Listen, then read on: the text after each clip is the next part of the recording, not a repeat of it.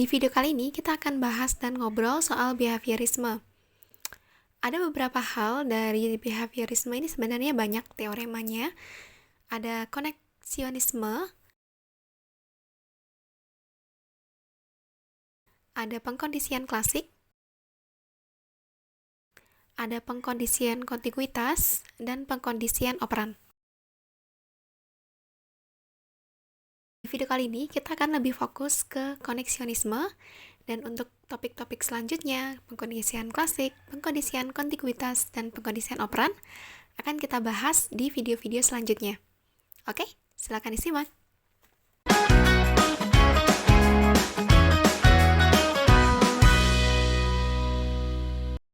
Koneksionisme, tokoh yang paling berpengaruh itu adalah Edward L. Thorndike. Dia adalah seorang psikolog terkemuka di Amerika Serikat yang fokus pada teori pembelajarannya, yaitu koneksionisme. Teori pembelajaran ini dominan di Amerika pada pertengahan abad ke-20. Tidak seperti psikolog-psikolog yang lain pada zamannya, Thorndike ini lebih berfokus pada pendidikan, intelijensi, pengajaran, dan transfer keilmuan. Lalu apa sih teorema-teorema yang dikemukakan oleh Thorndike? Jadi untuk Thorndike ini ada beberapa teorema yang ia kemukakan berdasarkan eksperimen-eksperimen yang sudah ia lakukan. Salah satu teoremanya itu adalah trial and error. Trial and error ini menyatakan pandangan bahwa pembelajaran itu yang paling utama itu adalah pembentukan hubungan antara pengalaman dan impuls saraf yang memberikan manifestasi dalam bentuk perilakunya. Ini kan ribet ya. Sederhananya, trial and error ini itu adalah mempelajari mengenai hubungan, mengaitkan antara pengalaman dan respons, yang nantinya akan ditunjukkan dari perilaku orang tersebut. Slide ini melakukan eksperimen pada hewan untuk mengemukakan teorema dari trial and error ini. Trial and error ini didasarkan pada eksperimen yang dibuat oleh Thorndike. Eksperimen ini dilakukan pada hewan. Dalam sebuah situasi eksperimen, jadi ada seekor kucing ditempatkan dalam sebuah kandang. Si kucing dapat membuka lubang, ada beberapa cara, ada yang mendorong tongkat, atau menarik sebuah rantai, atau menekan tombol tertentu. Setelah melakukan serangkaian respon acak, si kucing pada akhirnya dapat keluar. Hasil dari eksperimen ini menunjukkan bahwa si kucing ini melakukan uji coba atau trial and error. Jadi di sini Thorndike menganalisa berdasarkan jumlah percobaan yang dilakukan oleh si kucing dan waktu yang diperlukan. Ada percobaan pertama, ternyata waktu untuk keluar kandang itu si kucing lebih lama. Dan percobaan kedua, lebih cepat. Percobaan ketiga sampai berhari-hari dilakukan percobaan yang sama dan ternyata ditunjukkan bahwa semakin sering si kucing ini melakukan percobaan untuk keluar kandang, waktu yang diperlukan untuk keluar kandang itu menjadi lebih singkat. Nah, padahal hewan itu kan tidak memiliki pemahaman yang kompleks ya, tapi hewan tersebut mampu menyelesaikan serangkaian uji coba yang dilakukan. Lalu bagaimana dengan manusia itu sendiri, yang tentu saja memiliki pemikiran-pemikiran yang lebih kompleks daripada hewan? Nah, teori yang dikemukakan oleh Thorndike selain trial and error itu adalah hukum latihan dan akibat. Hukum latihan ini ada dua bagian, yaitu hukum kegunaan dan hukum ketidakgunaan. Hukum kegunaan ini itu adalah respon terhadap sebuah stimulus untuk memperkuat koneksi. Kalau hukum ketidakgunaan, jika suatu respon tidak diberikan, maka kekuatan koneksinya menjadi menurun. Nah, berikutnya adalah mengenai hukum akibat. Hukum akibat atau hukum efek ini menekankan pada akibat-akibat dari perilaku. Respon yang menghasilkan akibat yang memuaskan itu nanti akan menghadirkan imbalan. Tapi respon yang tidak memuaskan itu mendatangkan suatu hukuman. Jadi untuk hukum akibat ini ada imbalan dan ada hukuman. Nah, Thorndike ini melakukan studi untuk mengkonfirmasi mengenai hukum akibat ini. Jadi Thorndike melakukan eksperimen terhadap beberapa partisipan. Nah, partisipan ini diminta untuk memperkirakan ukuran dari satu kertas. Sebenarnya Thorndike telah mempersiapkan 50 strip kertas. Nah, ukuran dari strip kertas tersebut itu sekitar 3-27 cm.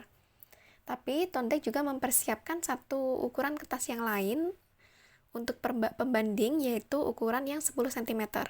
Nah, partisipan ini sudah dikasih tahu bahwa ukuran kertas yang dipegang itu adalah 10 cm. Partisipan diminta untuk memperkirakan strip-strip kertas yang diberikan, yang 50 strip tadi, yang ukurannya 3-27 cm. Dan mulanya mereka memperkirakan panjang dari kertas itu tanpa umpan balik, jadi nggak ada feedbacknya, jadi nggak dikasih tahu, oh ini benar, oh ini salah, jadi dibiarin aja. Setelah beberapa kali percobaan, setelah selesai 50 strip tadi, kemudian di percobaan kedua, setelah memperkirakan panjang tiap kertas, mereka dikasih tahu, misalkan mereka nebak ini 4 cm, oh ya benar, seperti itu. Jadi mereka langsung dikasih tahu, oh ini benar, oh ini salah, untuk dugaan mereka. Kemudian di percobaan ketiga, dilakukan lagi eksperimen, tapi tidak lagi diberikan umpan balik. Nah, melalui eksperimen ini dan latihan yang berkali-kali tentunya, perhitungan atau estimasi dari partisipan ini makin mendekati ukuran panjang yang sebenarnya dari kertas-kertas yang dibandingkan. Jadi mereka makin ngeh nih, oh ini ukurannya 4, oh ini ukurannya 6 cm, dan seterusnya. Thorndike menyimpulkan bahwa hasil-hasil ini serupa dengan hasil eksperimen di mana hewan diberi imbalan makanan atau kebebasan. Tentu ini mendukung gagasan yang menyatakan bahwa koneksi atau hubungan antara stimulus dan respon yang memuaskan, artinya kalau misalkan jawabannya benar, itu akan diperkuat, artinya mereka akan makin benar gitu. Sementara yang tidak benar itu justru akan makin melemah. Dibuktikan bahwa makin lama mereka melakukan percobaan, mereka makin ngeh dengan oh ini yang benar, oh ini yang salah. Nah, ini adalah mengenai hukum latihan dan akibat. Namun pada akhirnya Thorndike ini merevisi dari teori yang sudah dikemukakan mengenai hukum latihan dan akibat. Mengapa? Karena didapatkan bukti dari penelitian lain yang ternyata tidak mendukung. Thorndike menyingkirkan hukum latihan karena ia menemukan bahwa perulangan sederhana dari sebuah situasi itu tidak selalu membenarkan respon-responnya. Dalam salah satu eksperimen yang dilakukan oleh Thorndike, ini para partisipan ini diminta untuk menutup mata dan diminta untuk menggambarkan garis yang menurut perasaan mereka itu adalah ukurannya 2 inci, 4, 6, dan 8 inci. Nah, para partisipan ini melakukannya berkali-kali, ratusan kali, selama beberapa hari, tanpa feedback. Jadi nggak dikasih tahu benar atau enggaknya. Yang terjadi adalah rata-rata panjang garis itu akan berubah seiring dengan waktu. Misalkan di hari yang pertama mereka memperkirakan 2 cm segini. Tapi setelah ratusan kali nyoba, mereka jadi mungkin lebih panjang, 2 cm menurut mereka tuh jadi lebih panjang atau jadi lebih pendek. Karena mereka sebenarnya nggak yakin di awal bahwa mereka benar dengan panjang yang sebenarnya gitu. Sama misalkan ketika siswa diskusi soal yang sama tanpa dikasih penjelasan ini benar atau enggak. Walaupun dikasih soal yang sama terus-menerus, bisa jadi siswa itu melakukan pengerjaan yang berbeda. Karena mungkin mereka sebenarnya nggak yakin dengan jawaban mereka sebelumnya, jadi dirubah lagi. Keesokannya lagi dikasih soal yang sama, mereka bisa saja berubah lagi jawabannya. Dengan demikian, perulangan dari sebuah situasi ini tidak dapat meningkatkan kecenderungan dihadirkan respon yang sama. Jadi bukan berarti diulang-ulang terus maka responnya akan sama, bisa jadi beda gitu. Di hukum efek juga begitu, Thorndike merevisinya. Awalnya, Thorndike berpikir bahwa hukum efek ini akan menghasilkan kepuasan, yaitu berupa imbalan, dan ketidaksenangan, yaitu berupa hukuman. Namun penelitian menunjukkan nggak seperti itu. Kenyataannya, imbalan itu memang memperkuat koneksi, tetapi hukuman itu nggak selalu bisa melemahkan. Nah, yang dilakukan Thorndike ini adalah partisipan ini memberikan kata-kata bahasa Inggris. Jadi ada satu kata bahasa Inggris yang kurang familiar. Misalkan ada kata eidolon. Eidolon ini hantu. Kita lebih sering menggunakan kata ghost. Nah, Thorndike ini memberikan kata-kata yang lain, partisipan diminta untuk mencari sinonim dari kata eidolon. Ketika mereka benar dalam menentukan sinonimnya, Thorndike memberitahu, oh iya ini benar. Kemudian ketika partisipan melakukan kesalahan dalam menentukan sinonim dari eidolon, Thorndike kasih respon, oh ini salah loh sinonimnya, dan seterusnya. Nah, imbalan memberikan respon imbalan atau mengatakan bahwa apa yang mereka lakukan itu benar, itu meningkatkan pembelajaran. Tapi ketika mereka salah, itu sebenarnya nggak menutup kemungkinan mereka akan melakukan kesalahan lagi di masa yang akan datang. Jadi intinya untuk hukum akibat yang terbaru yang disimpulkan oleh Thorndike seperti itu. Memang sih imbalan itu akan meningkatkan pembelajaran. Hukuman justru mungkin bisa menekan tapi tidak menutup kemungkinan bahwa akan terjadi kesalahan yang sama di masa yang akan datang. Jadi nggak akan memperkecil kemungkinan itu. Yang berikutnya itu adalah teori mengenai hukum of readiness atau hukum kesiapan atau law of readiness. Ini yang menyatakan bahwa ketika seseorang dipersiapkan hingga siap untuk bertindak melakukan sesuatu, melakukan tindakan tersebut itu sudah merupakan suatu imbalan. Sebaliknya, ketika nggak jadi melakukan tindakan tersebut, itu justru merupakan suatu hukuman. Ilustrasi gampangnya begini, kalau misalkan teman-teman sudah belajar mati-matian selama seminggu, sebulan untuk menghadapi suatu ujian, maka ketika ujian itu datang, itu sudah merupakan imbalan. Tapi coba bayangkan, misalkan sudah belajar mati-matian berbulan-bulan, tapi ternyata nggak jadi ujian, itu kan justru makin kecewa kan. Misalkan respon yang lain, misalkan seseorang yang lagi lapar ketika dia disuruh untuk memasak atau memberi bahan makanan, itu imbalan, walaupun itu satu pekerjaan ya, tapi itu bagi mereka imbalan gitu. Tapi ketika mereka disuruh untuk belajar atau berpikir atau bekerja, itu adalah suatu hukuman bagi mereka.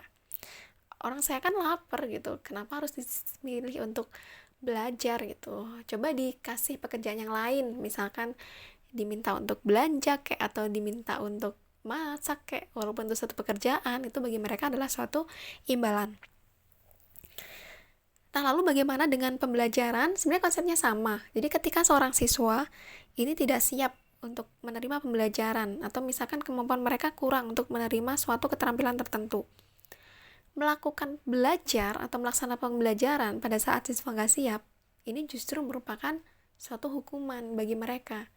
Dan tentu proses pembelajarannya ini jadi akan sia-sia aja. Jadi berusaha belajar ketika siswa nggak siap untuk belajar, ini hukuman yang nantinya proses pembelajarannya juga bakalan sia-sia.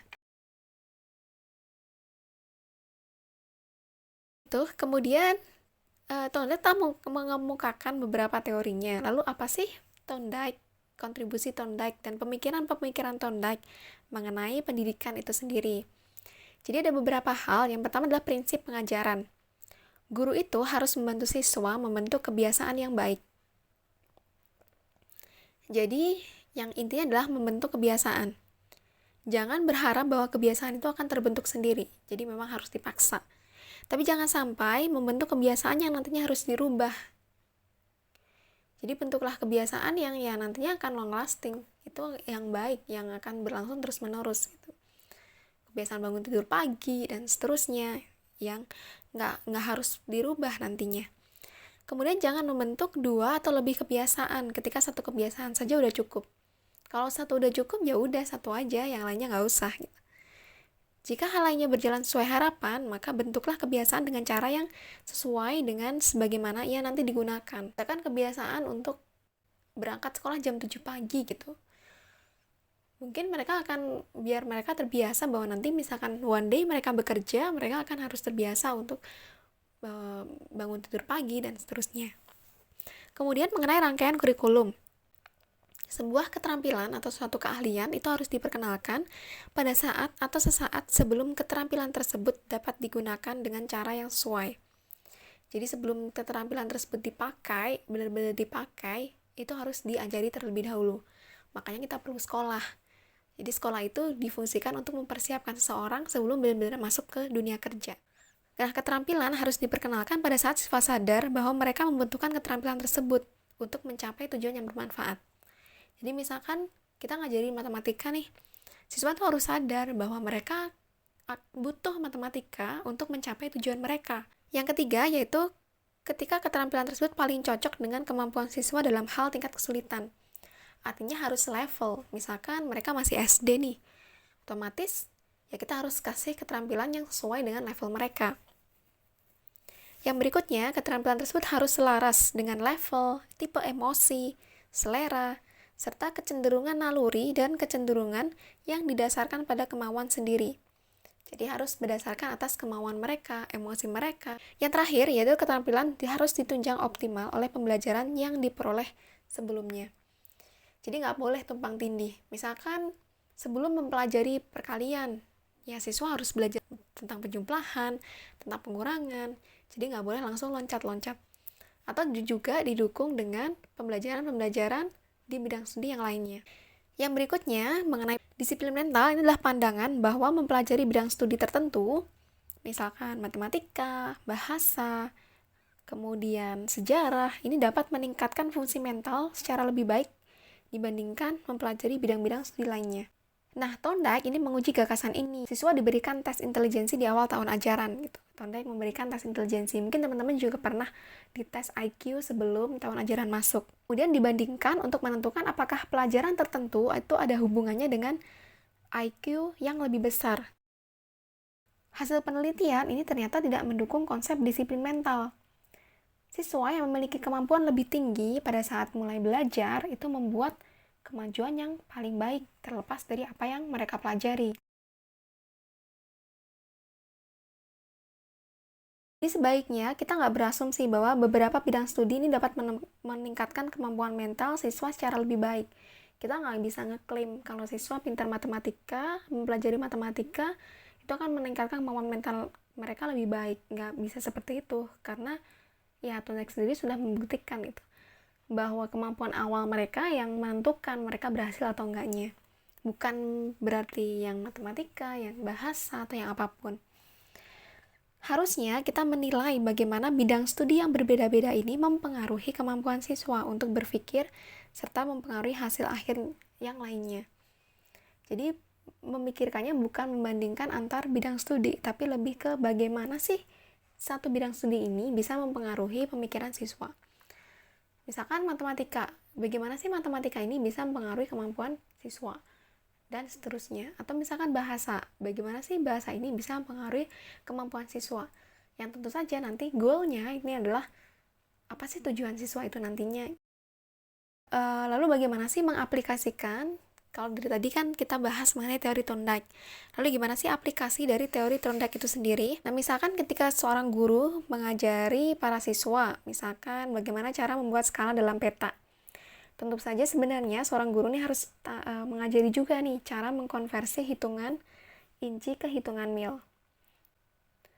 Atau bisa juga siswa ini mengaplikasikan langsung, mereka diminta untuk membuat peta sendiri. Bisa peta rumahnya, bisa peta lingkungan sekitar. Karena dengan cara seperti ini, siswa selain bisa langsung praktek, tapi siswa juga bisa langsung mengkonversi, bisa memperkirakan, akan lebih cakap dalam mengaplikasikan keterampilannya dibandingkan jika guru hanya memberikan berbagai macam soal kepada siswa mengenai skala dan mengenai pemetaan. Atau bisa juga, misalkan seorang guru mengajari siswa misalkan mengukur benda atau volume benda. Lebih baik kalau mereka diminta aja langsung mengikuti resep. Mereka diminta untuk membuat suatu hidangan, resep, mengikuti petunjuk resep. Mereka juga sekaligus belajar mengenai bagaimana sih mengukur volume, berapa volumenya, kemudian berapa beratnya, itu bisa langsung terlaksana. Atau misalkan membuat kopi, gimana memasukkan volume ke cangkir, berapa volume air yang dicangkir, atau berapa berat dari gula atau kopi, dan seterusnya. Daripada guru hanya diminta untuk memberikan gambar-gambar atau tabel-tabel, atau menyuruh mereka untuk menghitung. Penerapan dari teorema Thorndike ini bisa juga dilakukan Misalkan seorang guru mempersiapkan sebuah materi pelajaran, topiknya misalkan sebuah labu. Nah, guru tersebut bisa mengkaitkan topik ini ke sejarah. Misalkan, apa sih sejarah dari buah labu? Atau bisa juga ke matematika. Berapa sih beratnya, volumenya, bentuknya kayak gimana, ukurannya kayak gimana. Atau bisa juga ke bahasa. Menceritakan mengenai labu, pengalaman mereka, atau membuat puisi tentang labu. Itu bisa macam-macam. Bisa juga soal geografi, asalnya labu ini dari mana? Misalkan dari Amerika. Amerika tuh di mana? Karakteristik Amerika gimana, kenapa kok buah labu bisa tumbuh di sana. Jadi ada berbagai macam mengenai pengaplikasian teorema Thorndike dalam pendidikan. Oke, itu saja untuk video kali ini mengenai teorema Thorndike, lebih tepatnya mengenai koneksionisme yang masuk dalam teori behaviorisme.